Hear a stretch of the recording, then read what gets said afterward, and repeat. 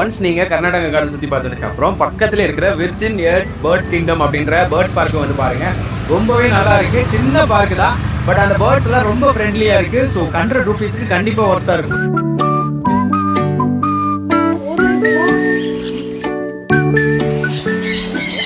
இந்த பேர்டோட பேர் தான் ஆப்பிரிக்கன் கிரே. ரொம்ப ஃப்ரெண்ட்லியா இருக்கு.